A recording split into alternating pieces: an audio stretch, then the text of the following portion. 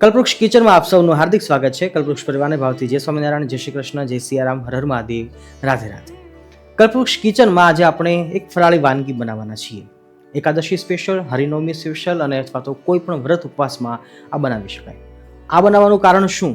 બહુ ઝડપી બની જશે, બહુ ઓછી વસ્તુનો ઉપયોગ થશે અને છતાં પણ હેલ્ધી સાબિત થશે.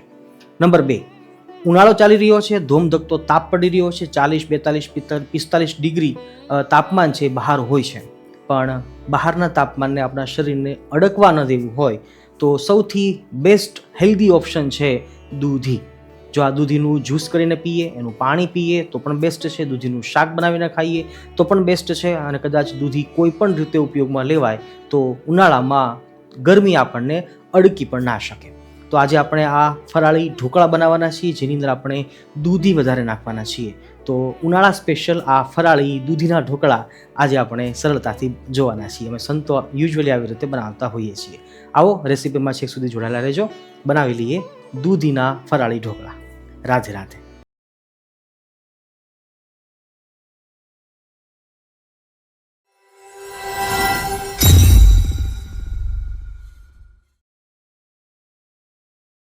સૌપ્રથમ આપણે 2 દૂધીને છોલી લઈએ, એની છાલ કાઢી લઈએ. દૂધીના હવે મીડિયમ સાઇઝના ટુકડા કરીએ છીએ.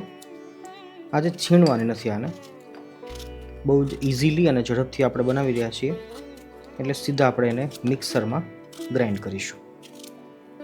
પ્રિયજનો, આજે આપણે જે દૂધીના ફરાળી ઢોકળા બનાવવાના છીએ, જેની અંદર આપણે 250 ગ્રામ મોરિયો લીધો છે, એનો ચોથો ભાગ સાબુદાણા લીધા છે, એ ઉપરાંત દૂધી લીધી છે 500 ગ્રામ, એનું કટિંગ કરી લીધું છે. અને તમામ લીલા શાકભાજીમાં કોથમીર, મીઠો લીમડો, લીલા મરચાં, આદુ છે એ રુચિ અનુસાર નાખી શકાય. ઉનાળો છે, ન નાખે તો પણ વાંધો નથી.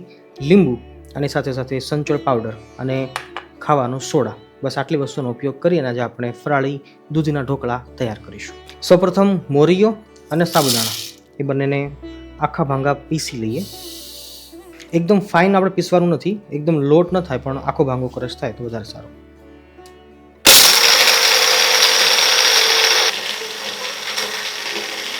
કરકરો લોટ પીસાઈને તૈયાર છે. હવે આપણે શાકભાજીને પીસી લઈએ. દૂધીને લઈએ છીએ, એકદમ બારીક એને પીસી લઈએ.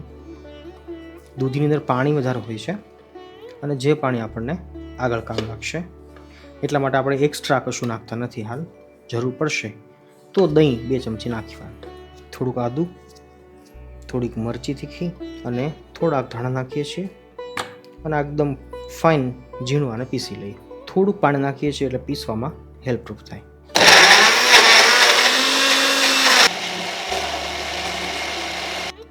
દૂધીને આપણે થોડીક રાખીએ, સારી રીતે ચલાવી લઈએ. થોડી થોડી કરીને બધી દૂધીનો આપણે ઉપયોગ કરી લેવાનો છે,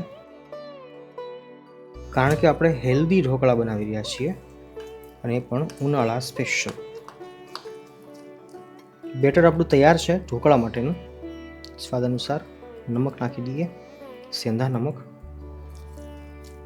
અને હવે આને 5 થી 7 મિનિટનો રેસ્ટ આપીએ અને ત્યાં સુધીમાં આપણે પાણીને ગરમ કરવા મૂકી દઈએ.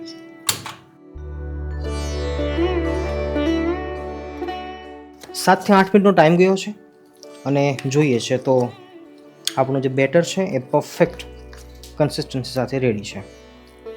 બેટર એટલું ઢીલું છે કે ઢોકળા આપણા બની જાય.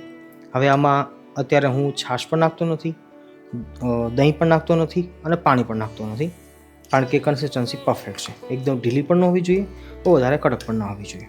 બસ હવે આ રેડી છે કૂક થવા માટે. અને એમાં આપણે અત્યારે કુકિંગ સોડા નાખી રહ્યા છીએ અને એને ફોડવા માટે લીંબુનો રસ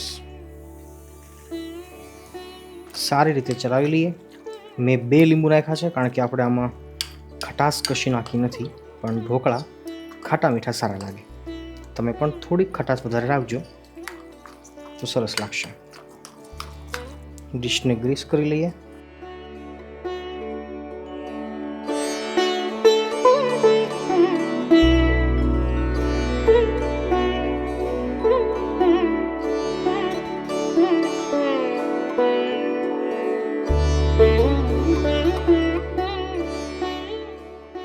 ઘનશ્યામ મહારાજની જય.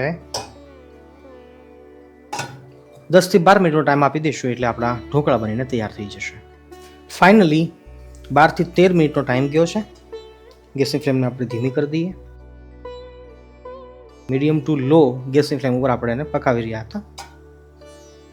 નાઇસ, પરફેક્ટ, કમ્પ્લીટ છે.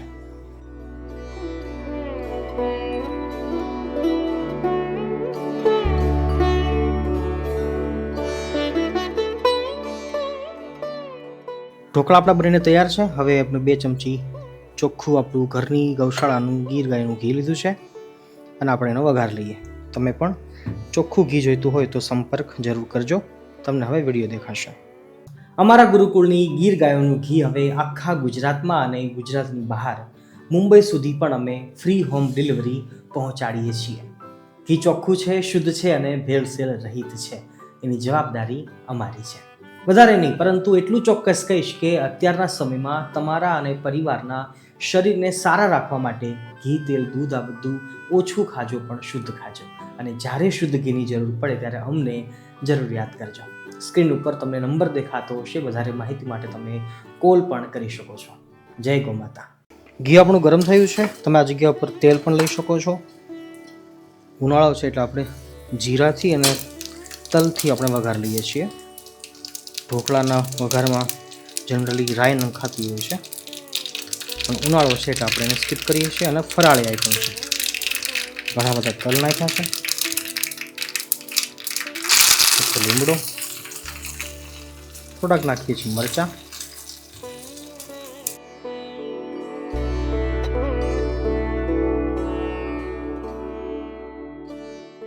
થોડુંક ગરમ પાણી, તપ નાખીશું ખાંડ. ઓગળી જાય એટલે આપણો વઘાર તૈયાર છે. 15 થી 20 મિનિટનો ટાઈમ આપવાનો. ઢોકળા છે ઠંડા થઈ જાય પછી જ એને ચેકા પાડવાના. છેલ્લે આપણી શરત પ્રમાણે જે કંઈ ઘરમાં બનાવો એ ઠાકોરજીને ભોગ જરૂર ધરાવજો, પછી જમવામાં ઉપયોગ કરજો તો એ ભક્તિ કહેવાશે. કેટલા સરસ ઢોકળા બનીને તૈયાર થયા છે. આ એકદમ હેલ્ધી એવા ઢોકળા છે, કારણ કે આની અંદર આપણે ભરીને દૂધી નાખી છે. તમે પણ ચોક્કસ બનાવજો, બધાને બહુ જ ભાવશે.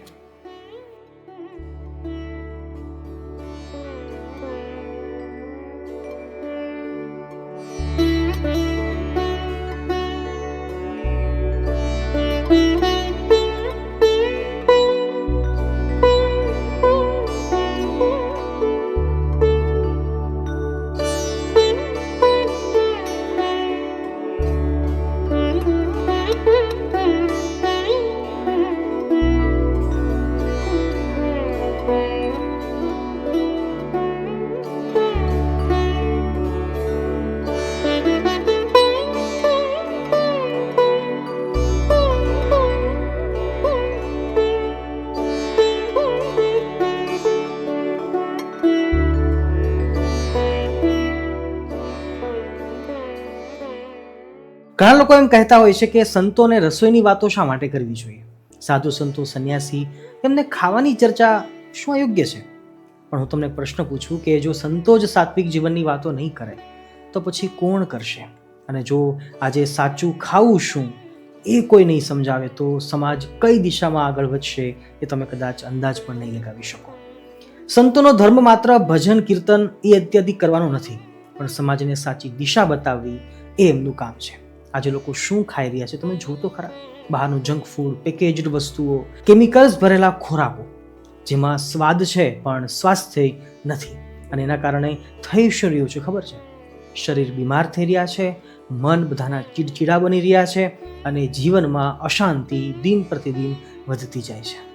શાસ્ત્રોમાં સ્પષ્ટ લખ્યું છે કે જેવો આહાર એવા જ વિચારો. તો જો આહાર અશુદ્ધ હશે તો વિચાર પણ અશુદ્ધ બનવાના જ છે. અને જો વિચાર અશુદ્ધ થઈ જાય તો પછી જીવનની દિશા પણ બગડી જ જાય. અને એટલા માટે જ સંતો જ્યારે સાત્વિક આહાર કરવાની વાત કરે છે તો એ માત્ર રસોઈ શીખવાડતા નથી, પરંતુ એ જીવન સુધારવાની એક દિશા બતાવી રહ્યા છે આજના યુવાનોને. મનને શાંત બનાવવાનો માર્ગ બતાવી રહ્યા છે આજની વડીલ વૃદ્ધ પેઢીને. જો એક પરિવાર પણ બહારનું ખાવાનું છોડી અને ઘરનું શુદ્ધ સાત્વિક ભોજન શરૂ કરશે તો માત્ર શરીર જ નહીં પરંતુ ઘરમાં શાંતિ આવશે, સંબંધોમાં પ્રેમ વધશે અને આધ્યાત્મિકતા પણ વધશે. આ બધું શું છે ખબર છે? આ પણ આ એક સેવા જ છે. અને યાદ રાખજો કે ભૂખ્યા માણસને જો આપણે ભોજન કરાવીએ છીએ તો એ સેવા છે. તો યોગ્ય ભોજન શીખવાડવું એ પણ મોટામાં મોટી સેવા છે હાલના સમયમાં. સંતો માત્ર મંદિરમાં બેસવા માટે નથી હોતા. સંતો સમાજને ઊંચો ઉઠાવવા માટે હોય છે. અને આજના સમયમાં શરીર અને મનને શુદ્ધ રાખવું એ સૌથી મોટી જરૂરિયાત છે. તો સાત્વિક આહારનો પ્રચાર અને પ્રસાર એ કોઈ નાનો વિષય નથી. આ ખરેખર રાષ્ટ્ર અને સમાજની સૌથી મોટી સેવા છે. તો જો કોઈ એમ કહે તમને કદાચ કે સંતોને રસોઈની વાતો શા માટે કરવી જોઈએ, તો પ્રેમથી જવાબ આપજો કે આ રસોઈ નથી, આ તો જીવન સુધારવાની એક સેવા છે. અને જ્યાં સેવા છે ત્યાં જ ઈશ્વરનો વાસ છે. નમસ્તે.